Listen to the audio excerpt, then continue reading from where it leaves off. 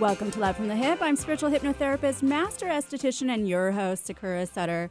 This show is created with the intention of helping others to help and love themselves.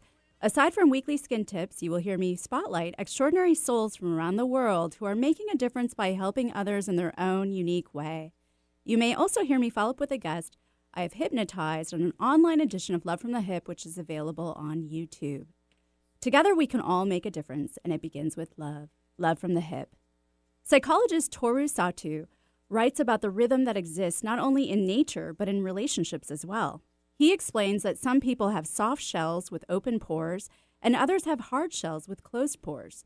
Those with soft shells dance to a very sensitive, smooth rhythm of giving and receiving, while those with hard shells dance to a rough rhythm of giving and taking.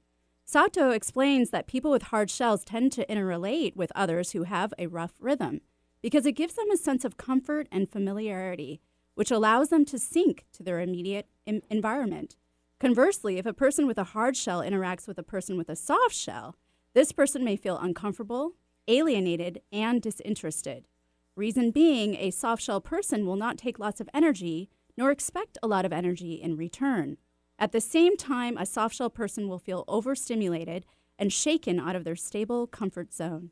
Because each of these types cannot get the rhythm they are familiar with, they will feel out of sync. According to Sato, interacting with people that match our own rhythm enables us to experience unity because the other person seeks to attend our desires and expectations. People who match our own rhythm have interpersonal behavior patterns that are compatible with us. A study conducted by Lumsden, Miles, and Macri from the School of Psychology at the University of Aberdeen in the UK sought to explore the impact of intentional synchrony versus asynchrony on an individual's self-esteem and their feelings of social connection with a partner. The findings revealed that individuals felt better about themselves after periods of synchronous compared to asynchronous movement, while they perceived a greater self-other overlap with their partner.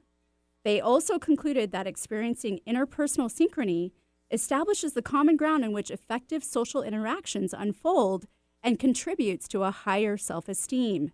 Since self-esteem is suggested to monitor others' reactions in their surrounding environment, an environment that is socially accepting and in sync essentially boosts self-esteem. Dr. Randy Gunther postulates that recognizing individual relationship rhythms, both in ourselves and in our partners, is crucial to the longevity of a relationship. She says that although a couple can have a great communication, they can still fail at successful connecting because their connection rhythms are out of sync. The 5 relationship realms of synchronization, according to Gunther, are physical, emotional, sexual, intellectual, and spiritual. In the physical realm, Gunther explains that this would be how much and what kind of physical contact one partner desires versus the other. For example, some may crave prolonged hugs, while others may desire short physical connections. In the emotional realm, some may seek more of a heart-to-heart connection, while others may not. Gunther explains when partners have different emotional rhythms and ways of expressing them, they cannot effectively resolve whatever issue is on the table, no matter what the issue is. In the sexual realm, Gunther says there are 4 parts to every sexual experience. The first is courtship, or the non-sexual flirtation. The second is physical arousal. The third is pillow talk, or the sharing of vulnerable emotions. And the fourth is orgasm. Gunther explains both men and women differ widely on how often and how long they want a sexual connection to last. So it is important to communicate this. In the intellectual realm, Gunther shares that when 2 people are in sync intellectually, their conversations are a communal and reciprocal exchange of dreams, ideas, goals, feelings, attitudes, concerns, needs, and hungers. They build on one another's ideas, creating synergy and more curiosity. Discrepancy occurs when one may not know how to listen or understand a line of thinking different from their own. There is also a speed, volume, and intensity which must mesh for intellectual syncing to occur. In the spiritual realm, Gunther explains, although it is not necessary for both partners to drive inspiration from the same source, it is, however, crucial to respect and support each other's beliefs. Gunther explains that oftentimes new lovers are eager to prematurely mesh these physical, emotional, sexual, intellectual, and spiritual gears, and by doing so, when the relationship matures, disharmony can emerge. She stresses that in order for an intimate relationship to have a chance at long-term survival, new partners must be willing to look at where their rhythms automatically intermesh and where they may need to alter them for the relationship communication to flourish. Sato says we all have a natural motivation to grow if we do not lose that motivation due to being hurt.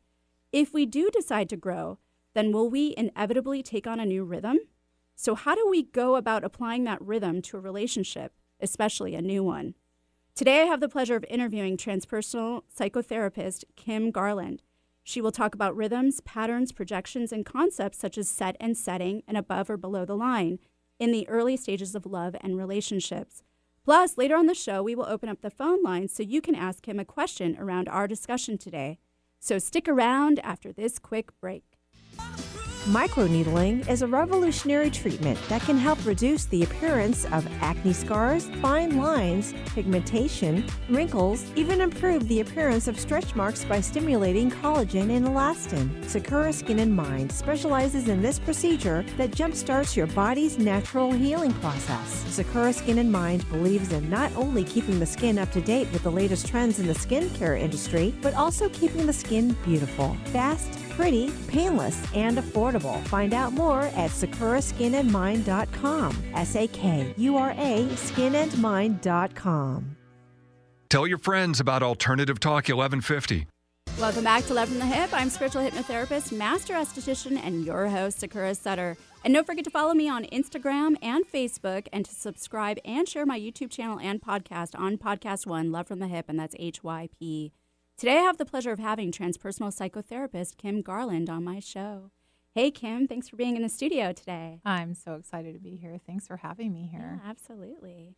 So I want to start with a relaxation frame. Essentially, it's a frame just to invite people to relax into this conversation.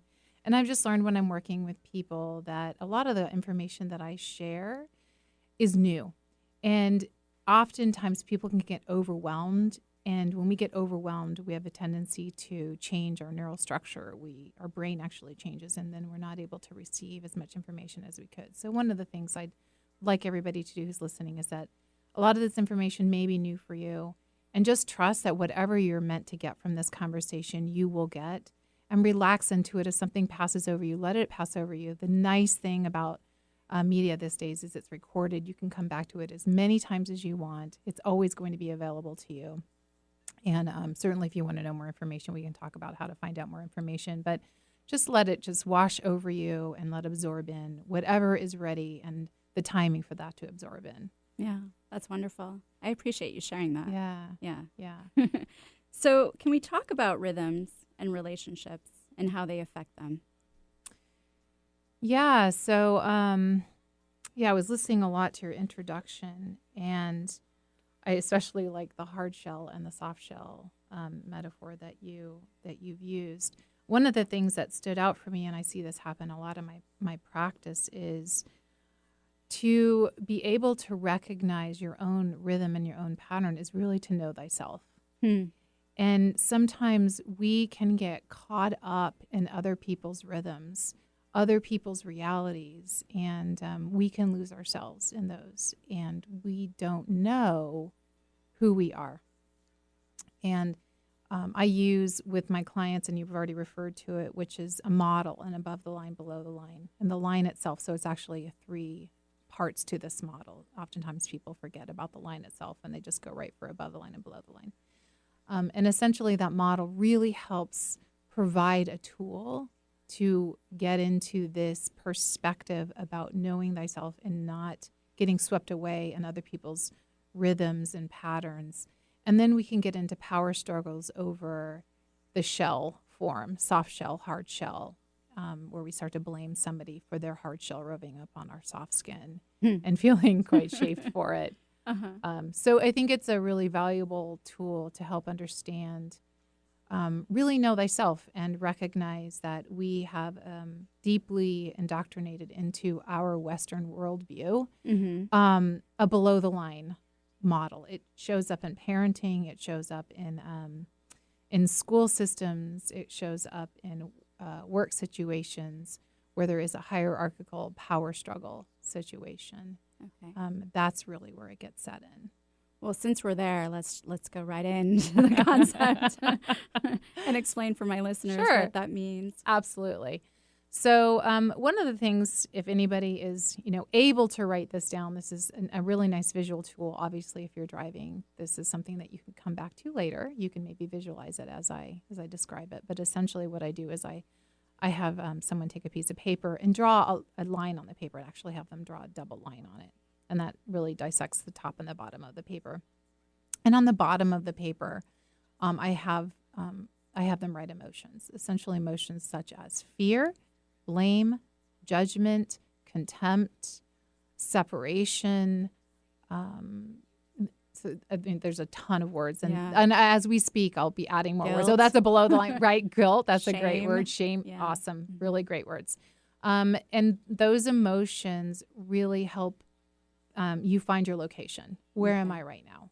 And above the line, it's creative, collaborative, connected. Feeling happy, feeling joy. And so we essentially put on this map, this cartography, emotions to help identify where am I.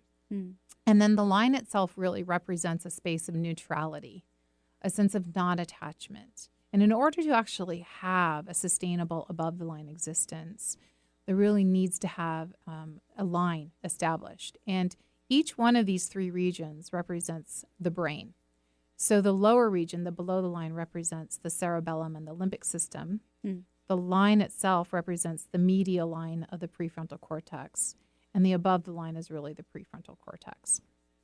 And that's where we really see a lot of creation abilities. This is a gross oversimplification of the brain, but from our perspective, it really kind of helps put things into a frame. Yeah.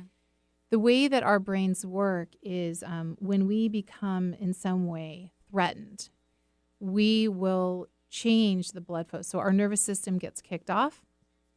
And what happens is the blood flow redirects in our brain to the lower regions of the brain. And we're utilizing our map that we know to be true in the world to make some quick decisions. It's actually quite an efficient process. And it makes sense if you're truly in physical threat. But we tend to mix up egoic threat to physical threat. So the ego is actually not the enemy. The ego is actually there to help us to keep our physical bodies alive. Right. So that's the bottom, the below the line, and how that area works. And you're talking also about the fight or flight response, yep, correct? That's fight, flight, freeze. Absolutely. Our defense mechanisms will kick off. Okay. The line itself, the medial line of the prefrontal cortex, that actually gets developed through mindfulness practices. Essentially, it's our ability to be aware of what we're focused on. It's our ability to make an assessment of our environment, to say, is this environment truly threatening me? And if it is not, then how am I going to respond to the situation? So it's kind of the traffic cop that decides what part of your brain are you going to be utilizing when you're responding to a situation. Okay. Is it also like in flow with your consciousness? Would that be how you describe it? I would say that probably is your I mean, I'm not going to say is your consciousness because we can't really identify this part of the brain is where consciousness comes from. But it certainly is the traffic cop to allow for you to have consciousness. So essentially, the greater that gray matter is of that area, the more I would say you have access to choice. Okay. Right? All right. So versus below the line is more relying upon the scripts that are in place that you already have laid down to keep you safe. Okay. All right. And go ahead. Well, I'm going to interrupt you here. Yeah. I'm like, I see that. So we're going to have to take a quick break. But remember, this is a live show. And if you have a question for Kim about your own personal relationship or love pertaining to whatever we've already discussed, or feel free to call 1-888-298-KKNW or 425-373-5527 after this quick break. Post-traumatic stress syndrome affects people from all walks of life, triggered by sexual assault, traffic, collisions, warfare, or other threats to life. PTSD is a killer. Every day, an average of 22 veterans commit suicide due in part to PTSD. Retired U.S. Colonel Debbie Simpson struggled with her own PTSD. Following a military career specializing in critical care, Debbie turned to dancing as a way to heal unresolved grief, guilt, and shame caused by the losses of war. The benefits were so great that she founded the nonprofit Battlefield to Ballroom, a unique approach to assisting other brave warriors. Battlefield to Ballroom has partnered with famed dance company Arthur Murray International to help veterans in need. If you or someone you know can benefit, log on now to battlefieldtoballroom.org. That's Battlefield, the number 2, ballroom.org. Life is a dance, and you can give the gift of the first steps towards recovery. Donate at battlefieldtoballroom.org today. Hypnotherapy helps you discover and explore deep, sustainable life changes. Let Sakura guide your communication with your unconscious mind. Rid yourself of negative behaviors, fears, pains, and emotions. Weight loss, smoking, childhood trauma, chronic pain, and much more can be addressed. Begin healing now. Just $100 for the first session. Learn more, SakuraSkinandMind.com. SAKURA skinandmind.com. Bring out the healthy way of thinking you didn't know you had. At Madsen Medical Spa, our goal is a healthy, beautiful you. We're a full-service medical spa, but our focus is educating people on maintaining health and wellness. We're excited to announce a new addition to our menu, Nootropic Popular Beverage. This magical drink formulation alleviates unnecessary snacking while keeping you focused and alert throughout your day. It satisfies your hunger, renews your energy, enhances your mood, diminishes aches and pains. Essentially, it makes you happy. And who doesn't want to be happy? Patients have already been raving about Nootropic Popular Beverage. They've elevated their mood while losing inches in the process. It's safe, natural, fast, and effective. Drink happy, feel happy. Nootropic Popular Beverage, happiness in a cup. Available at happytoelevate.com. That's HAPPYTOELEVATE.com. Or call 206-234-9188. Warning, you may feel happy. Men, care for your skin properly, starting with your face. Sakura Skin and Mind offers their Gentleman's Groom Clinical Facial for just $120. Designed for your rugged skin, a deep cleansing clinical facial is like a 1-2-3 punch to wrinkles, age spots, and problem skin. Tame those brows, ears, and nostrils. Sakura Skin and Mind, erasing wrinkles one clinical facial at a time. Learn more at sakuraskinandmind.com. SAKURA skinandmind.com. No other station delivers this much variety. Alternative Talk 1150. Welcome back to Love from the Hip. I'm spiritual hypnotherapist, master esthetician, and your host, Sakura Sutter. Don't forget to tune in right here on KKNW every Wednesday at 2 to 3 p.m. for more Love from the Hip. Today I have the pleasure of interviewing transpersonal psychotherapist Kim Garland on my show. And remember, if you have a question for Kim about your own relationship, dating, or love, and also pertaining to anything we've already discussed, you can call 1-888-298-KKNW or 425-373-5527. So, Kim, before the break, you were explaining the line, Right. below the line. Mm-hmm. So what is above the line? So above the line is where you find more acceptance and tolerance and creativity and collaboration and connection to others. It's really what our deepest heart desire is in the relationship. When you were talking about symbiotic relationships, that's really where you find a sustainable symbiotic relationship. So oftentimes when we meet someone, there is an artificial and temporary lift in the relationship. That's when we project onto the others all of our hopes and dreams that we would want to see in the other person. Right.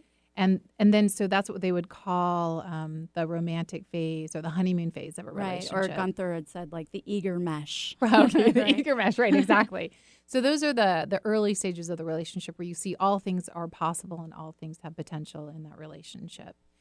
And I think that's a wonderful phase to be in the relationship. I know that there are some people who go into that with a lot of caution and, well, you know, and they start to look for flags. And Okay. and that's where I try to encourage people to take a different perspective on this, to not look at flags, which we'll talk about in a minute. Yeah. But so you're like, I want to talk about I'm like, flags. so how do we stay You're in like, that how do I- romantic right. phase and not have it Right, go sour? exactly. And that's really the Yeah. point of to having a sustainable above the relationship, which is what you see all things possible with this person that you're with, is what's available to you within yourself. It starts from within, that you're projecting onto this other person all things possible. And then what happens is something triggers you in the relationship.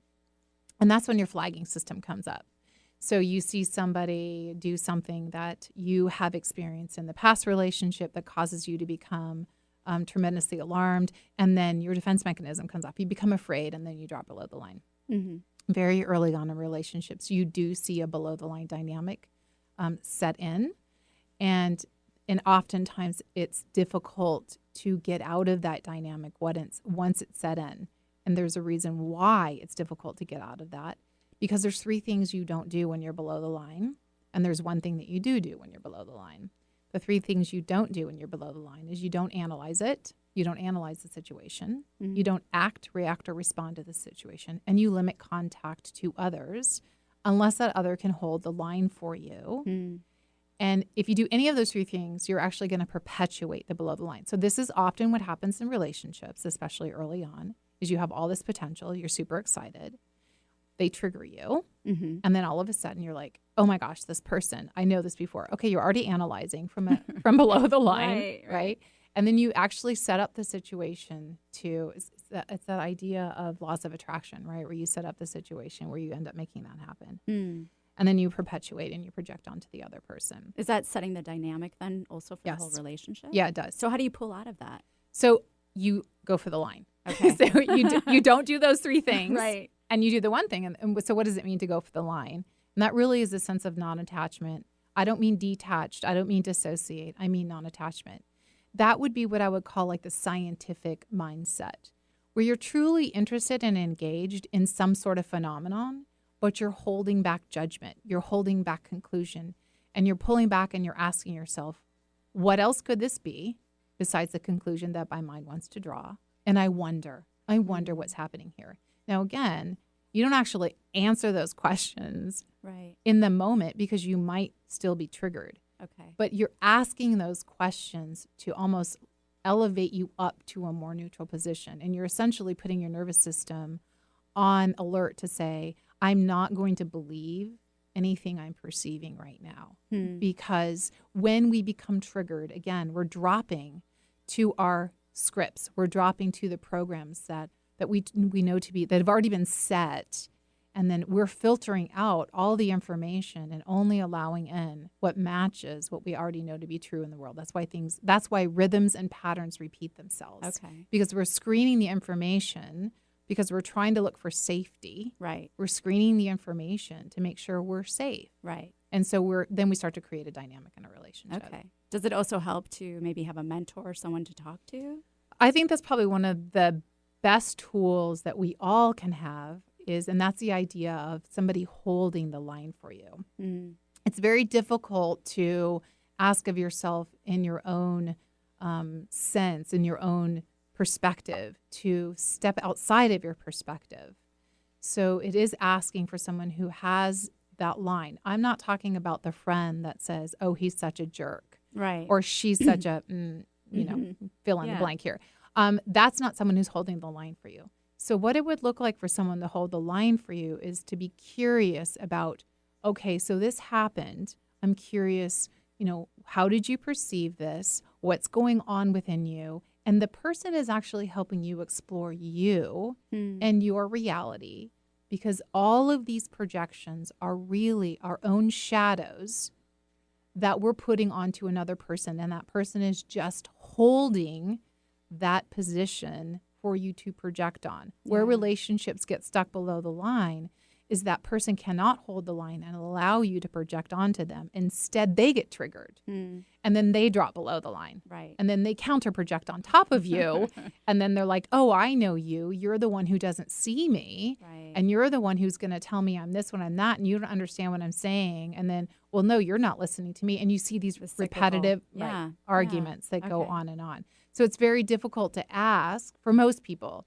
I think I haven't really met anybody. Maybe the Dalai Lama or Pema Chodron have really mastered this, but again, they're not exactly in a romantic relationship, so it might be easier for them to do that. Right. But where they have total capacity and tolerance for people to project onto them their perspective and for them to not get triggered and make it about themselves. That's when I say you make it about yourself, you bite the hook, is when someone says, oh, you did this, and you bite the hook and you say, no, I didn't.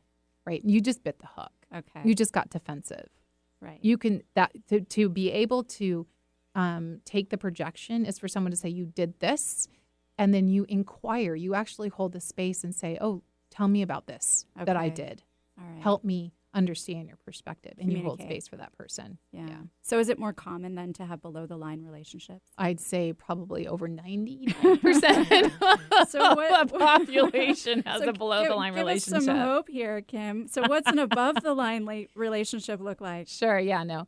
A sustainable above the line relationship is where you see a tremendous amount of tolerance. Actually, there's a really great book that just came into my mind right now called If the Buddha Married. It's a great book that talks about what a sustainable above the line relationship would look like. Essentially, there's tremendous tolerance and acceptance for yourself and for the other person. That means that could mean that you guys have different backgrounds. You have a different religious belief system. You may have different parenting styles. You know, you could have differences in a partnership and you can perceive the world quite differently, but there's immense tolerance and acceptance. I mean, if you just step back and say, wow, if this world truly lived above the line, Yeah. all of these isms that we see wouldn't exist. Mm-hmm. There's not a sense of separation. There's a sense of Oneness. faceted, Yeah. right? That there's all of these differences are like a mosaic. That if you look at a mosaic, what makes a mosaic so amazing is that all of these tiles or whatever the medium is that makes the mosaic, all of those are very unique, but they're collectively making this beautiful image that would be very different than a monochrome, all one color. You really wouldn't see much dimension or design. Right. That's really what unity, that's what sustainable above the line relationships or in a sustainable above line world Yeah. would be. So it's my deepest desire for the world to move to an above the line reality where we stop looking at separation. So what are some things then you would recommend for individuals to do and take on for themselves to That's a great be question. above the line? That's a really great question.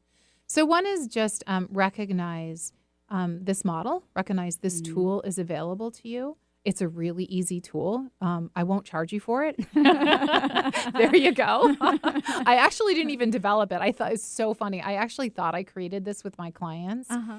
And then I had a client come in and she said, oh yeah, I found the video on that. And I'm like, why do you mean video? What? I don't understand. And so she sent me the link to it. And it was actually being used by an organization, I think called Conscious Leaders. They've been using it to help organizations. It's not wow. quite as Yeah. filled out. It's a little bit more Business business model. oriented, Yeah, right? uh-huh. Which to me just kind of points to collective consciousness, how things can come in from various different avenues. Yeah. And I was like, so first my ego took a hit, like, oh my God, I totally created this. And then I was like, oh, this is actually really cool that this is coming in many different arenas. So anyway, so the one is to recognize that there is a cartography, a map, a blueprint that you can look at and perceive the world from a very different perspective. And then the second thing is to really commit yourself to mindfulness practices. That line in the model is really critical in order to have the above the line existence. Without that line, there is no above the line. There's just below the line. Okay. And it's not about getting to above the line. The above the line actually just shows up once you are at the line. You can't, there's a thing called spiritual hijacking. We also call it denial in the psychology field or distraction, where you're like, I'm just going to think happy thoughts. I'm going to think happy thoughts. So, you know, from that perspective, if you really commit yourself to developing the line, which is mindfulness practices, then you will find the line becomes available to you. You cannot create the above the line. Okay. You That makes can create the line, Right. and then the above the line shows up. Okay. There's space for it. All right. Awesome. Well, thanks for explaining that. Yeah. Well, we're going to have to take another break, but remember, this is a live show, and if you have a question for Kim, you can call in 1-888-298-KKNW or 425-373-5527 after this quick break. On this weekly Skinny, I would like to discuss hydroquinone. Now that summer is over, you may be noticing more increased pigmentation or brown spots on your skin. maybe even melasma too, which is a deeper patching of pigmentation most commonly visible above the upper lip and also on the upper cheeks or forehead. With all of this increased pigmentation, it would be tempting to reach for something like hydroquinone, which is a topical bleaching agent used to lighten those unwanted spots. Hydroquinone works by blocking a key enzyme along the melanin or pigment-producing pathway in the body. And many doctors in the US are combining it with retinoids and corticosteroids to really brighten the skin. A study done in the past on rodents, however, showed some evidence of hydroquinone being a carcinogen. On August 29, 2006, the FDA expressed concern for its mutagenic and carcinogenic properties and proposed a ban on all over-the-counter sales of cosmetic products containing hydroquinone. According to the FDA, almost 65 companies sell over 200 different types of skin lightening products containing hydroquinone. Despite the FDA's efforts, or maybe lack of efforts, since they are the powers that be, hydroquinone is still marked generally safe and effective, with 2% formulations available over the counter, while a 4% or higher needs a script from your dermatologist. In spite of the US's leniency on the sale of hydroquinone, it is banned in several other countries, including Japan, Australia, and the European Union. There are also risks to using hydroquinone long-term. A phenomenon called ochronosis, or increased blue-black darkening of the skin, can occur. This was first reported in Black men and women in South Africa, Britain, and the US. Other serious side effects associated with using hydroquinone are abnormal function of adrenal glands and high levels of mercury in the bloodstream, not to mention increased skin sensitivity and irritation and a higher risk of sun damage. There are safer alternatives to using hydroquinone, like topical clinical-grade skincare products containing ingredients like bioavailable vitamin A, vitamin C, alpha-hydroxy acids, niacinamide, and more. If you are struggling with pigmentation, I recommend the Melafade system from Environ or the Melanolite skin brightening system from Epionce. Both are much safer, yet still effective, and available at sakuraskinandmind.com. Did you know that your skin is your body's first defense against disease and infection? Briotech knows and has developed their topical skin spray to enhance your skin's natural healing responses and defenses. Briotech is all about providing its customers products that help promote skin wellness. Briotech Topical Skin Spray is a light misting spray free of added fragrance, oil, alcohol, and parabens. All this protection without clogging your pores. It's a must addition to your all-around daily skincare regimen. Try Briotech, a collection of sprayers from 2 ounces to 8 ounces.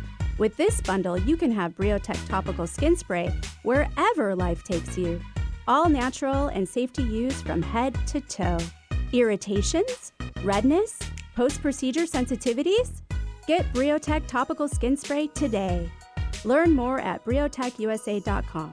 That's BRIOTECHUSA.com. Support your skin at briotechusa.com. Find out the latest about your favorite shows on Alternative Talk 1150. Check out 1150kknw.com. Welcome back to Love from the Hip. I'm spiritual hypnotherapist, master esthetician, and your host, Sakura Sutter. And feel free to email me at sakura@lovefromthehip.com with your comments, your criticisms, your questions, and well wishes. Let me know how I am doing. Today, I have the pleasure of interviewing transpersonal psychotherapist Kim Garland on my show. And remember, if you have a question for Kim about your own relationship, dating, or love, feel free to call 1-888-298-KKNW or 425-373-5527.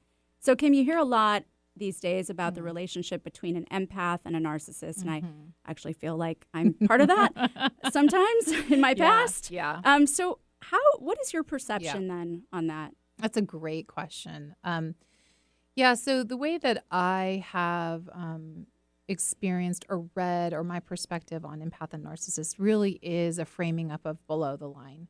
I see often like, be careful, look for the red flags, which again, if you go back to what we've been talking about, which is all a below the line perspective. Everyone has a Dr. Jekyll, Mr. Hyde within them. We all do. We all have the dark side and we have the light side. When you hear someone talk about narcissist, when you hear someone talk about a psychopath, a sociopath, there truly are, I mean, from a clinical perspective, there really are people who are do have some neurological effects of that. But that's generally not what we're talking about when you see people talk about narcissism the way that they're talking about in relationships. What you're actually talking about is a person, how they show up in their defensive stance. A narcissist is quite self-centered. They can manipulate others. That's the same thing as being below the line, meaning our survival mentality kicks in. If you have a fight, freeze survival mentality, what you typically see is what they would call an empath is someone who is quite giving. Mm-hmm. So there's someone who's going to, sometimes they get called a doormat. There's a lot of negative terminology out there, but they're essentially, I would actually say they're more like healers, which is what we've talked about, right? There's that healer mentality, which is, I can fix you, I can help you. Oh, I see what's wrong with you. So we're already setting up a below the line codependent or entanglement dynamic. Mm-hmm. And then our desire to step into someone else's lane and to heal that other person in that way, like, oh, I can help you with this. We really set up the dynamic to attract to us someone who would like our help. So, oh, great. Oh, my gosh, I've been looking for you, the most amazing person in the world. Thank you for helping me. I really want to do that. You can see how that dynamic is already setting up where this person says, well, wait a minute. You told me that this was yours to fix. Right. And so now you see that click in. So the survival mentality is where we become very self-centered because you can't thrive if you're dead. I don't know if you knew that, but you can't thrive if you're dead. True statement. So absolutely. So we do turn into, when we become triggered, we turn in and we say, okay, what do I need from this situation to be okay? From an empath, which is really a healer in my perspective, I need to make sure this person is okay. I need to make sure they're healed. So they lean in and they try to heal the other person. The narcissist, what they call the narcissist, not the actual narcissist, but the narcissist says, no, this is yours to fix. Remember, you said you were going to fix it. So this is your problem. You need to fix it. And so there sets this dynamic. And once that clicks in, it goes back to the model. We're constantly analyzing it from that perspective. We're coming up with plans and strategies from that perspective. And then we're engaging from that perspective. And then it perpetuates from that perspective. And then what happens is when it breaks up, you take your little diary out and you start to write more flags for yourself. Well, watch this. And all you're trying to do is perfect below the line. Right. And it's not about perfecting below the line. So it's about transcending it. Okay. So, and since we're talking about healers, how as a healer, because that's what you want, right? You mm-hmm. want to raise everyone up. Right. So how do you protect yourself? Stay in your lane. Yeah. I guess it's as simple as stay in your lane, which is you certainly can have empathy and compassion for another person, mm-hmm. but recognize that you are not that person and you cannot make change for that person. Okay. So it's exactly what I was talking about before. If you have the capacity within yourself to hold the line, meaning you have the ability to allow someone to project onto you. How that looks is, oh, I am agitated today because you didn't make me dinner. Mm-hmm. You told me you were going to make me dinner, or you told me you were going to buy me something, or you told me because of you, I feel this way. Right. As a healer, the best healing you can do is to hold the line, which is to say, oh, that's really an interesting perspective. Let's go in and explore that from their point of view. Mm. Now, that's really hard to do. Right. It's a big ask for yourself to ask yourself to be projected all over and not get triggered. I get triggered from my partner anytime he projects onto me. I know I get triggered. So in that case, I know I'm triggered. I don't blame him for projecting onto me, which is, what do you mean? I was busy. I didn't want to make you dinner. Why do I always have to make dinner? Mm-hmm. Okay, now I bit the hook. Instead, I'm like, ooh, I'm triggered. I feel it. I feel it because I'm looking at my little graph and I'm like, I'm mad. Right. I feel resentful. I feel, pick the word. Right. And so I back up and I look for my neutral position. That might mean leaving the room and going to meditate. That might mean leaving the room and going for the walk. Or if I can't leave the room like I'm in the car, I just button my lip and I look out the window. Right. So it might mean that I need to leave energetically or leave physically, but I absolutely own that my reaction is my reaction. You didn't do this to me. You triggered me, but that's still my reaction. And so I own my reaction. I find a sense of neutrality. Sometimes I need to repair. So my kids tend at times, not always, my kids have a special place for me and they can trigger me. And there's been maybe one time or two that I've responded in a below the line way, Right. where I can snip at them, I can get angry at them, I can get frustrated with them. Sure. And so I become reactive. As soon as I realize that my kids are usually good about letting me know that I'm triggered, and they'll say to me, "Mom, you should go meditate." Mom, you're below the line right now. Exactly. Absolutely. They're really pretty quickly. We don't get very far down the road. Yeah. They'll say simply, they'll remind me that I have a mindfulness practice that brings me to the line. That's awesome. It's really great. And I button my lip and I'll go find my space. And then I will come back and repair and say, I'm really sorry. I never say, if you wouldn't have done this, I wouldn't have responded that way. You're already setting up enmeshment patterns. Right. You're already setting up a belief system with kids to say, well, if only you had done it this way, I wouldn't have reacted this way. If only you would have listened to me, you wouldn't be hurting. Yeah. That's where it's with all the best of intentions.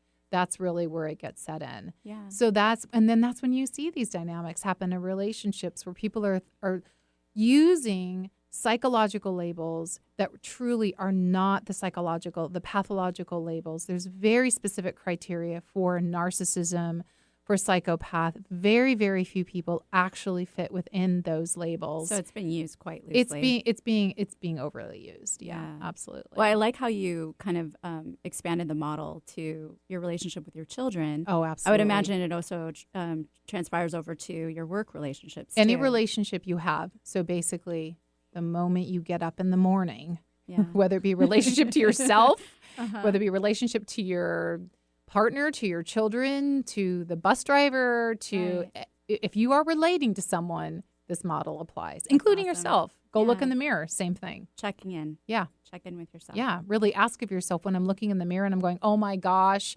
my eyes are puffy, or oh my God, I look so disgusting, or I'm so awful. You're below the line. Okay. All right. You hear that? Well, with that, we're going to have to take another break. So everyone stick around for more Love from the Hip. Post-traumatic stress syndrome affects people from all walks of life, triggered by sexual assault, traffic, collisions, warfare, or other threats to life. PTSD is a killer. Every day, an average of 22 veterans commit suicide due in part to PTSD. Retired U.S. Colonel Debbie Simpson struggled with her own PTSD. Following a military career specializing in critical care, Debbie turned to dancing as a way to heal unresolved grief, guilt, and shame caused by the losses of war. The benefits were so great that she founded the nonprofit Battlefield to Ballroom, a unique approach to assisting other brave warriors. Battlefield to Ballroom has partnered with famed dance company Arthur Murray International to help veterans in need. If you or someone you know can benefit, log on now to battlefieldtoballroom.org. That's Battlefield, the number 2, ballroom.org. Life is a dance, and you can give the gift of the first steps towards recovery. Donate at battlefieldtoballroom.org today. Did you know that your skin is your body's first defense against disease and infection? Briotech knows and has developed their topical skin spray to enhance your skin's natural healing responses and defenses. Briotech is all about providing its customers products that help promote skin wellness. Briotech Topical Skin Spray is a light misting spray free of added fragrance, oil, alcohol, and parabens. All this protection without clogging your pores. It's a must addition to your all-around daily skincare regimen. Try Briotech, a collection of sprayers from 2 ounces to 8 ounces. With this bundle, you can have Briotech Topical Skin Spray wherever life takes you. All natural and safe to use from head to toe. Irritations? Redness? Post-procedure sensitivities? Get Briotech Topical Skin Spray today. Learn more at briotechusa.com. That's BRIOTECH USA.com. Support your skin at briotechusa.com.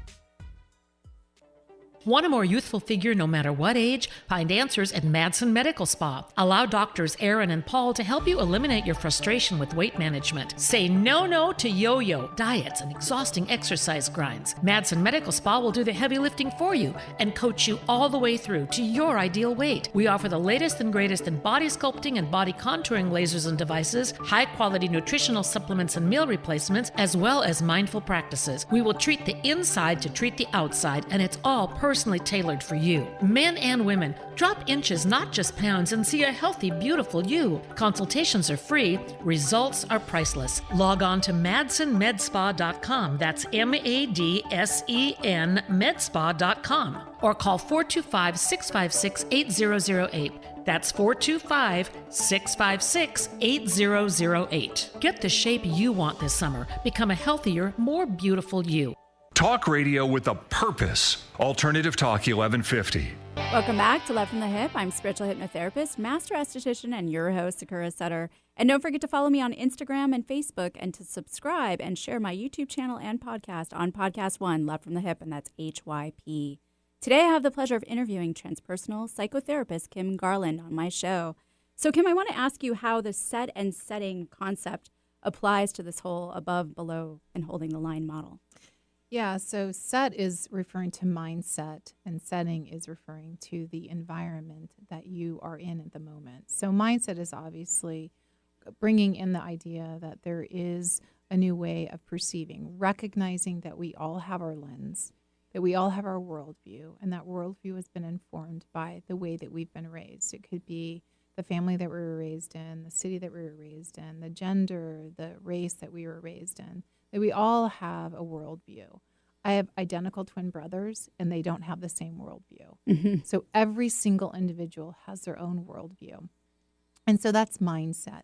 So in recognizing that we all have our own perspective and our own way of seeing the world, that there is a mindset of openness that we can move into. And so the invitation to this model is to recognize that there is an open way that we can relate to life. So that's the mindset. Mm. The setting is recognizing that our settings really do affect our mindset, the set itself. The setting is, sitting in bumper-to-bumper traffic can be very triggering for people. It can make you feel claustrophobic. It can make you feel stuck. It certainly can agitate you if you're feeling stuck in your life in general, to be sitting in traffic day after day and really saying, what am I doing with my life? You could go home. You can find that you feel in your relationship a sense of monotony, or a sense of feeling misunderstood, or a sense of feeling alone. Or maybe you are alone and you're going into your place and everything in there reminds you of being alone. So it's very, very difficult to ask of yourself to make a paradigm shift. And the paradigm shift is essentially applying this above the line perspective. It's very challenging to expect yourself to make a shift without a supportive environment. Mm. And that really is bringing in the help of resources. I often encourage clients to resource, whether it be, get into a therapeutic alignment, support yourself with relationships that are going to help you make this paradigm shift. Be very mindful of the environments that you're in, and just remind yourself that if you're feeling threatened in your environment, that's not going to be a situation that's going to help you with a paradigm shift. If you feel threatened by your environment, you're going to stay below the line. So that's setting. Okay. All right. Awesome. Thanks for sharing. Yeah. That. Yeah. So how long have you been practicing psychotherapy? So I have quite an interesting career background. I actually started out in the 90s as a CPA, a certified public accountant. I was heavily influenced by my father. To have something to fall back on. Right. And actually, I was just talking about this earlier today with someone else, that he reinforced within me the idea of safety, which is, in all businesses, the last ones to turn off the lights are the accountants. So that's how I moved into a field. I received feedback really early on. This doesn't seem to be like a good fit for me, because I tended to challenge. I would see dissonance often. This below the line reality is something that I have a lot of direct experience with, and then my second career, which took me about 20 years to make the shift from the point that I realized I wanted to move into more of the psychotherapy, psychology practice. It took me about 20 years to make that full-blown shift. But in 2004, I believe it was 2000, about 15 years ago, I actually became fully licensed and started to go into practice. Okay. So how does your work differ from traditional psychotherapy? So I would say that at least the psychotherapy that I was indoctrinated into is really based off of a pathological medical model. It really looks at humans. They kind of count human existence once you're born, so the attachment phase on. And it's almost like we're fleshy robots, that we are mechanized, that we have, we're essentially, our consciousness is developed by our brain itself. There really isn't the idea of spirituality or consciousness embedded within the traditional psychotherapy model. I am, and you don't have to come in and see me with any beliefs. In fact, many of my clients don't have a spiritual belief, and I don't mean religion. You know, we're speaking to an audience that probably, understands spirituality in that way. But certainly, it's the essence of a human that exists beyond the physical body. Right. What's your split? What's your percentage of? I would say probably more than half of my clients would not consider themselves spiritual. They would probably consider their church is probably corporate America, and their priest is probably the CEO. Okay. So I would say the vast majority of the population that I serve don't consider themselves spiritual at all. Okay. And so you actually bring in a lot of your claries in your work, correct? Yeah. So how does that work? So the way that I experience it is this person in front of me, I actually experience almost like a beam of light going down into their head. And I really communicate with that essence. It's their higher self. It's their guides. It's anything that really supports their connection to unity, right? And I will be shown visions. I will hear clairaudience through music. It's funny, as I'm hearing myself say this, I'm like, I could totally frame this up in the pathological model saying, wow, are you hallucinating? Are you psychotic? Which is really funny. I was actually just, Stanislav Grof is a great theorist. He actually was back in the 60s, I think is where he started. And he's actually the father of transpersonal psychology. He was just talking about what's the difference between a mystic experience and a psychotic episode. Yeah. And really, it just depends on who you see, how they're going to label you. You're either psychotic or you're having a mystical experience. So when I listen to Russell say that, I'm hearing the constructs come in of like, wow, are you hallucinating? But it's fine. I see how it works. It really helps people. But I'm able to communicate and make contact with either their guides or their higher version of who they are. And although they're saying from their perspective, so again, their distortion from below the line, then that's who I'm connecting with, is they're above the line, and I'm trying to make that difference. I'm trying to reconcile that. Are you still doing that even if the person isn't consciously aware? Absolutely. Yeah. I was going to say, there's definitely. No way you can stop and avoid doing it's right there. It's right in front of my face, and they don't even have to know that it's there. I'm actually communicating with them on multiple levels at the same time. Okay, that's awesome. Yeah. So how can my listeners book a session with you or contact you? So I have a website, kimgarlandtherapy.com. And you can actually, there's a place on there that you can actually book online. Also, I know that can be costly for some people. One of the other things I offer to people is I have a show called New Understandings. It's on YouTube.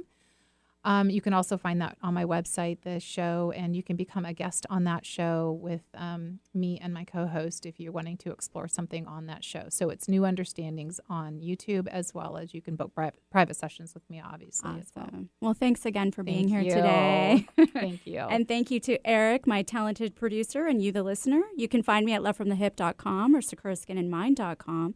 You can also follow me on Instagram or on Facebook and subscribe to my YouTube channel as well as my podcast on Podcast One, Love from the Hip, and that's HYP. And if you really love the show and have any questions or comments, feel free to email me at sakura@lovefromthehip.com. Tune in next Wednesday at 2 p.m. for another Love from the Hip, and make self-love contagious. Go ahead, I dare ya.